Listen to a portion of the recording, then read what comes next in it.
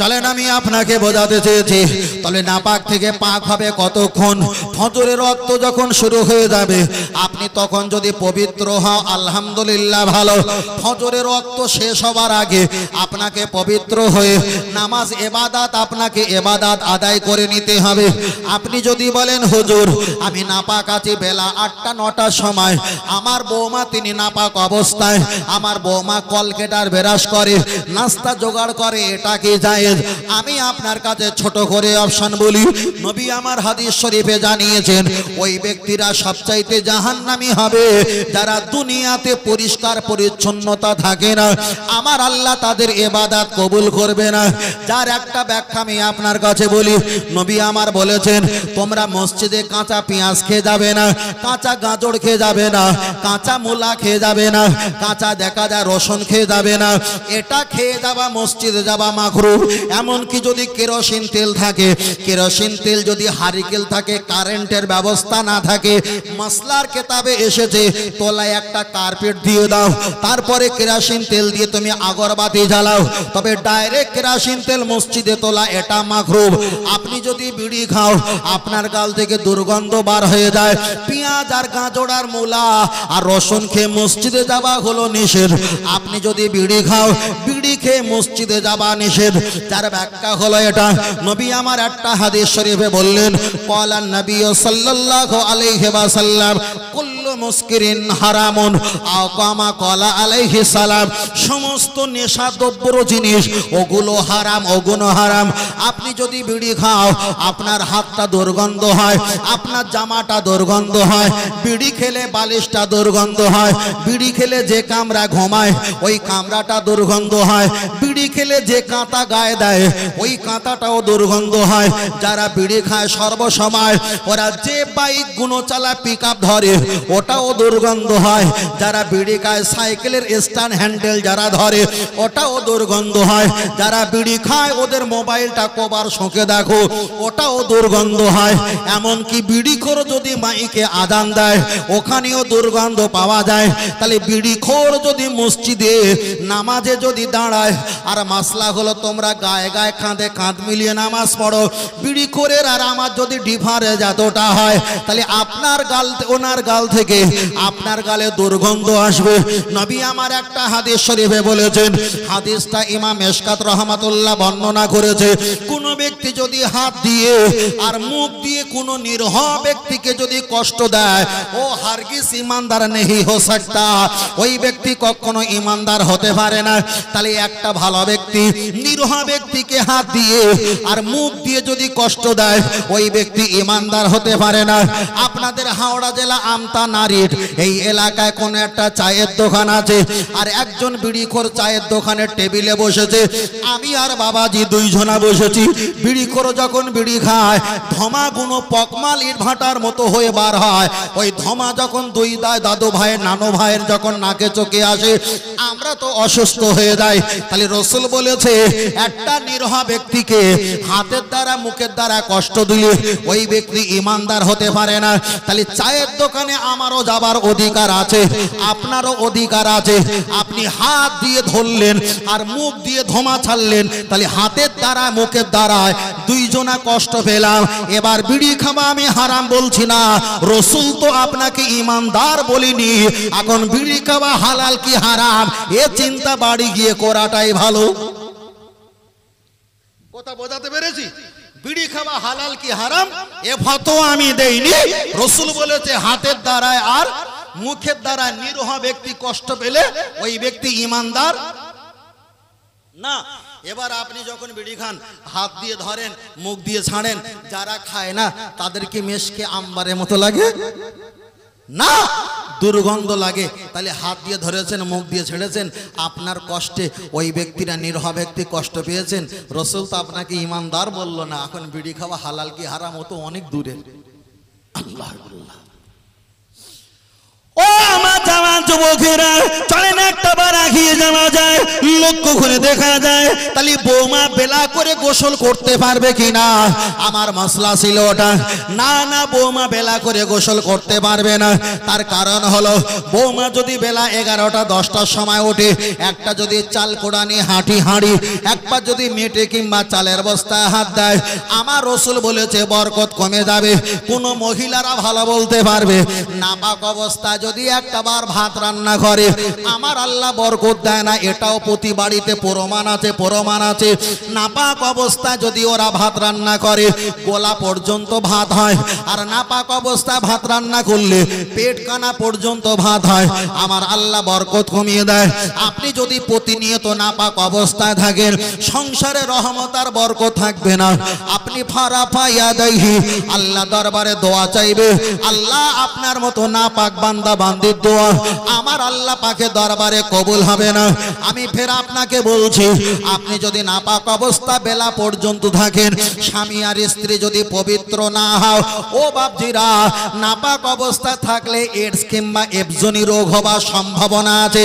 তাই আমি আপনাকে বোঝাতে চেয়েছি আপনাকে পাক পবিত্র হতে হবে, পাক পবিত্র হতে হবে। ওই জন্য নবী আমার বলেছে তোমাদের যখন বগলে কেশ কিংবা চুল থাকবে, তোমাদের যৌন অঙ্গে কিংবা অবাঞ্ছনীয় কেশ যখন থাকবে, তোমাদের নাকে যখন চুল থাকবে, তোমরা 15 দিন অন্তরে সাফ পরিষ্কার করা শুরু করে দাও। 15 দিনে যদি না হয় তোমরা 40 দিনের ভিতরে সাফ পরিষ্কার করে দাও। তবে আমি আপনাদেরকে একটা বলছি, অনেক ভাবাজিরা আছে হয়তো টাকার গরম সম্মানের গরম, একটা সেলুনের দোকানে গিয়ে হাতটা লম্বা করে দেয়, ফাঁকা করে দেয়, আর সেলুনওয়ালা ওখানে ব্লেড দিয়ে পরিষ্কার করে দেয়। রসুল বলেছে এটা হারাম। চলেন একটা হাদিস পড়া যাক। আল্লাহ নবী হাদিস শরীফে বললেন আন্নাল মারআতা ইযা বালাগাতিল মাহিদা, একটা মেয়ে যখন সাবালক সাবালিকা হয়ে যাবে, লা ইসলিহা আইয়ুরা ইল্লা হাজা হাজা ওয়া হাজা, একটা মহিলা হাতের কবজি আর মুখমণ্ডল আর পায়ের কবজি তিনটে অঙ্গটা খুলে রাখতে পারে।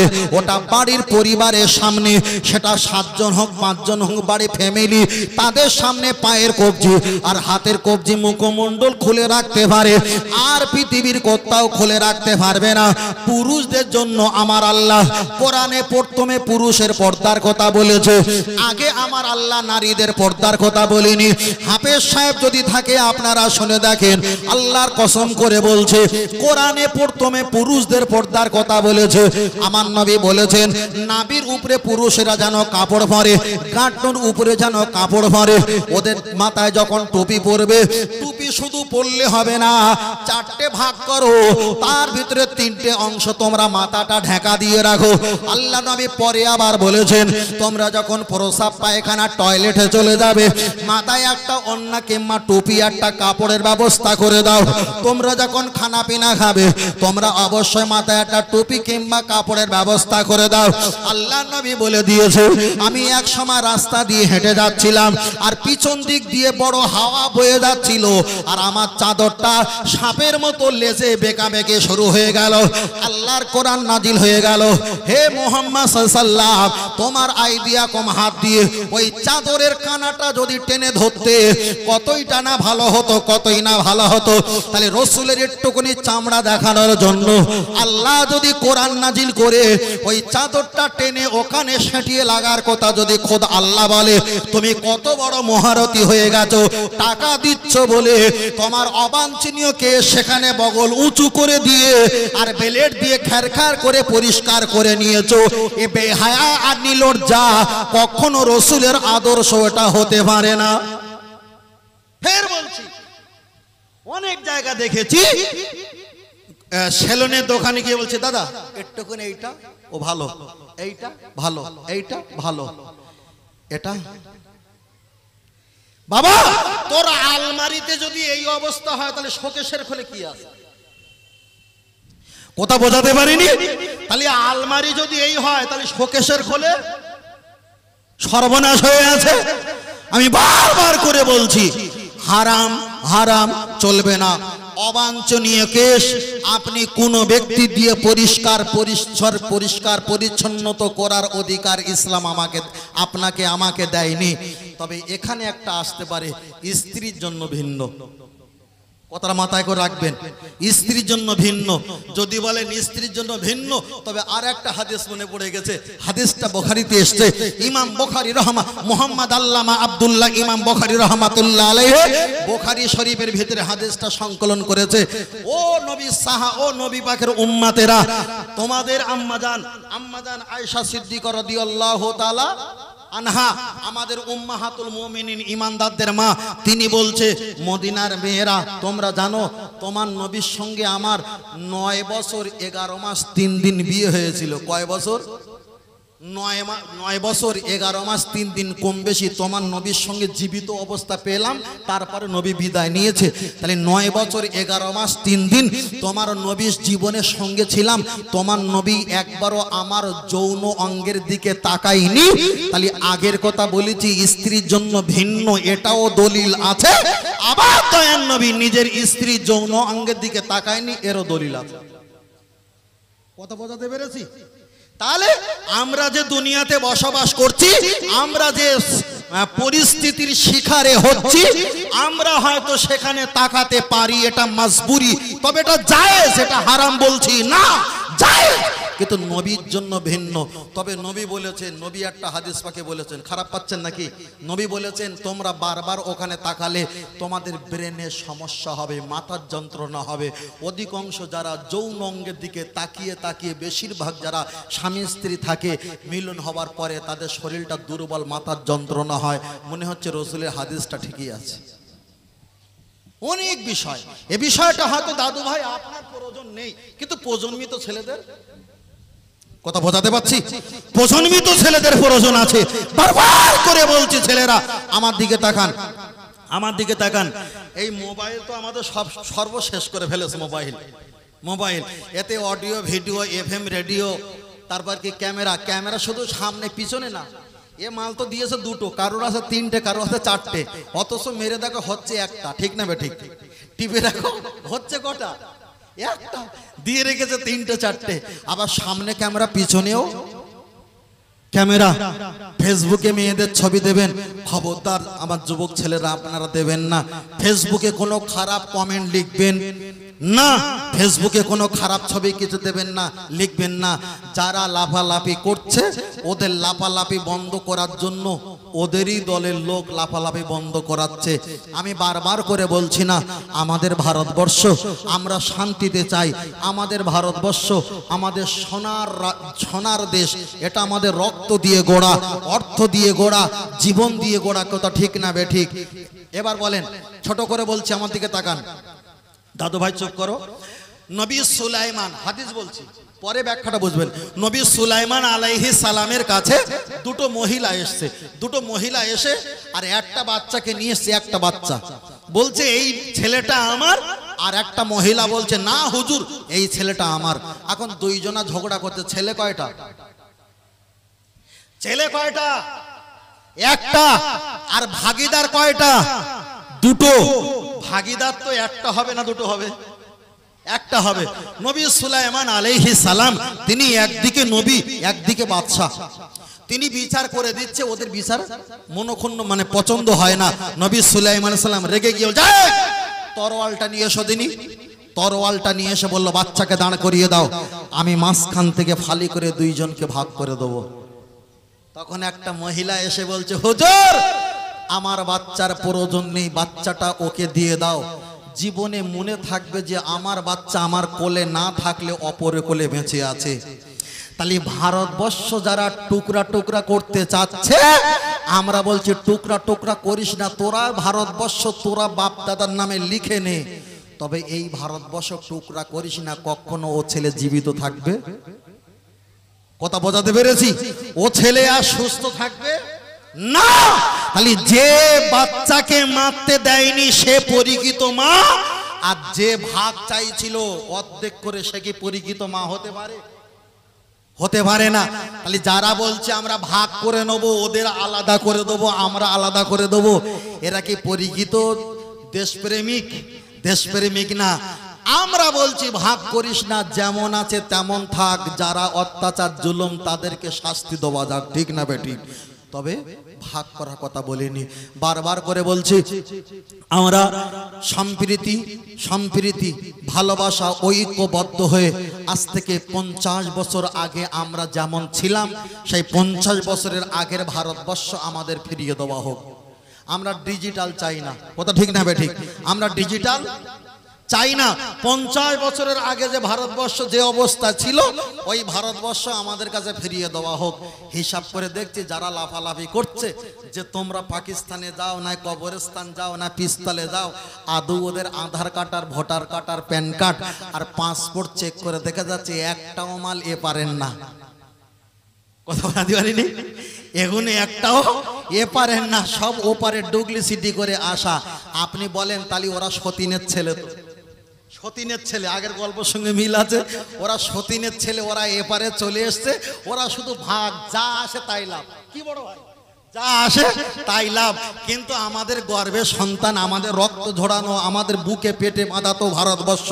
আমরা চাই ভাই ভাগ করিস না, যেভাবে ভারতবর্ষ আছে সেভাবে থাক, তবে যে কটা উকন ময়লা ওইগুলো তোরা বাদ দে, তবে এটা কাঁথা তোরা ভাগ করিস না। তোর পিঠে দিলে কাঁধ হয়ে যাবে, আমারও কাঁধে দিলে মাথা ফাঁকা হয়ে যাবে, ঠান্ডায় দুজনা কাঁপবো। কথা বোঝাতে পারিনি? দুজনা কাঁপবো। এটা তাকবীর দেন, নারে তাকবীর। আর এটা জোরে বলেন, নারে তাকবীর। তাকবীর হয় না, আর এটা তাকবীর দেন, নারে তাকবীর। পিছনে বড় ভাই একটু হাত তুলে তাকবীর হবে না? হবে না? হবে তো ইনশাআল্লাহ, হবে তো। বড় ভাই আপনি আসেন, আপনি চলে আসেন, তাকবীর হবে তো বাবা? বাবু হবে তো? মাশাআল্লাহ। তার আগে একটা গজল বলা থাক। হ্যাঁ, তোরা পানি নিয়ে আসেনি বাবা এখানে? পানি কোথায়? আরে পানি দে।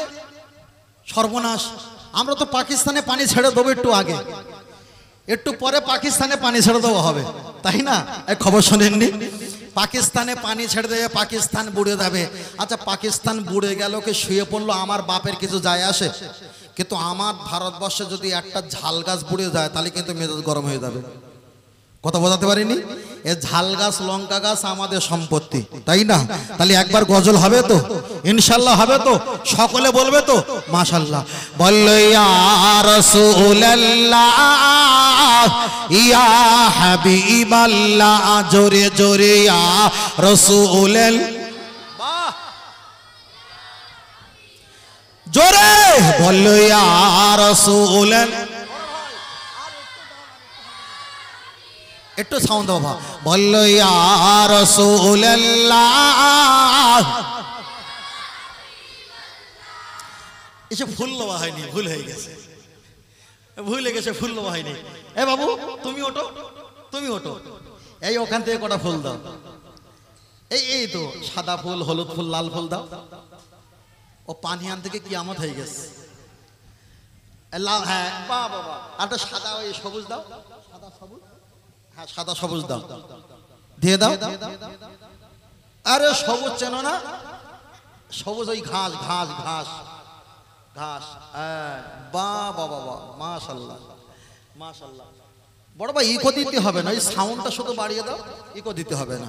মাশাআল্লাহ, আল্লাহ কবুল। বড় ভাই আপনি চলে যাচ্ছেন নাকি? হ্যাঁ, আমাদের তাওয়ারক আছে, বিশ্বাস করে তাওয়ারক আছে তো, গোশ আছে তো, ওই দেখে একদম যাবে না, গেলি লস।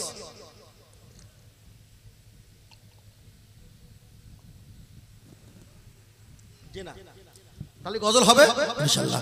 বলো ইয়া রাসূলুল্লাহ, ইয়া হাবিবাল্লাহ, বলো ইয়া রাসূলুল্লাহ। গোলাপ নীলম, গাধা নীলম, নীলম রজনী গন্ধা, মনের সুখে মালা গেঁথেছি সকাল থেকে সন্ধ্যা। জোরে হবে না? আর এটা জোরে হবে না? তবে একবার দেখা দাও যদি ও গো কামলি ওয়ালা, একবার দেখা দাও যদি ও গো মদিনা ওয়ালা, হাসি মুখে পাঠাবো তোমায় হাজার কি আমের নজরানা বলো বলো ইয়া রাসূলুল্লাহ জোরে বলো ইয়া রাসূলুল্লাহ লাল ফুলকে প্রশ্ন করি তুমি রংটি কোথায় পেলে লাল রঙকে প্রশ্ন করি তুমি রংটি কোথায় পেলে ও হত ময়দানে নবীজি রক্ত লাল ছিল বলে আর একটু জোরে হবে না আর একটু জোরে হবে না হলুদ ফুলকে প্রশ্ন করি তুমি রংটি কোথায় পেলে হলুদ ফুলকে প্রশ্ন করি তুমি রংটি কোথায় পেলে নূর নবীজির নূরানি চেহারা হলুদ ছিল বলে আর একটু জোরে বলে তাই লাল হলুদের দোকান থেকে তুলে গেথেছি মালা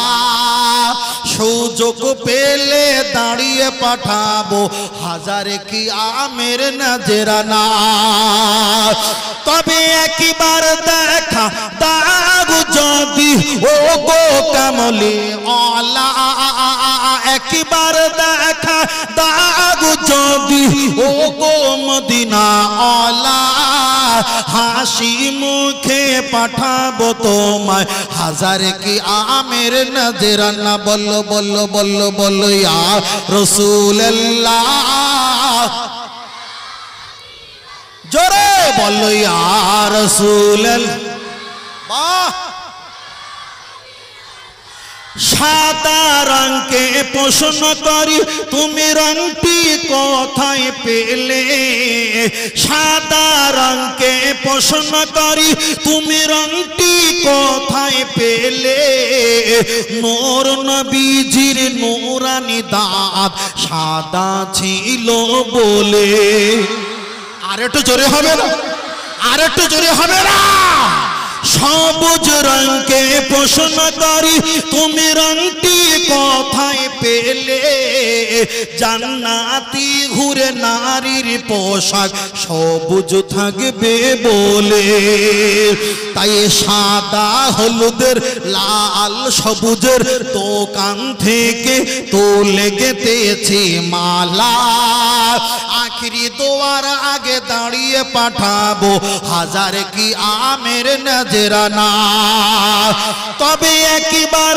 দেখা দাও যদি ও গো কামলি আলা একবার দেখা দাও যদি ও গো মদিনা আলা হাসি মুখে পাঠাবো তোমায় হাজার কি আমের নজরানা বলো বলো ইয়া রাসূলুল্লাহ আরো জোরে ইয়া রাসূলুল্লাহ নারে তাকবীর আল্লাহ আমাদের কবুল করেন বলেন আমিন আর একটু জোরে হবে না আর একটু জোরে হবে না আর একটু শোষে পড়ে হবে না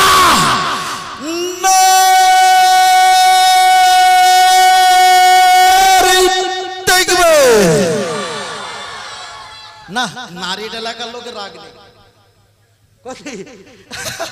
এলাকার লোকের রাগ নেই ছেলেরা তকবির দিতে পারছো না কেন আরে তকবির জোরে দিতে হবে তার কারণ তকবির হবে কি করে সকাল হলে হরিকতি আমলকি বয়রা অর্জুন কালমেঘ রজনী বিমল তুলসী শেখর শান্তি মোসাফির দিলবার চুটকি রাকেশ খনি রাজা খৈনি কলকাতা শিয়ালদার কোচা খৈনি তাই না এত পরিমাণ ছেলেরা খায় তাহলে তকবিরটা হবে কি করে তাহলে আর একবার তকবির হবে না হবে না এই চিয়ারওয়ালা ভাই তো তকবিরটা তো জোরে দিতে হয় বেশি তুই বড় ফাঁকা দখল করে বসে আছিস তাহলে তকবির হবে তো ইনশাআল্লাহ তাহলে আরেকবার হবে তো হাত উঁচু করে হবে তো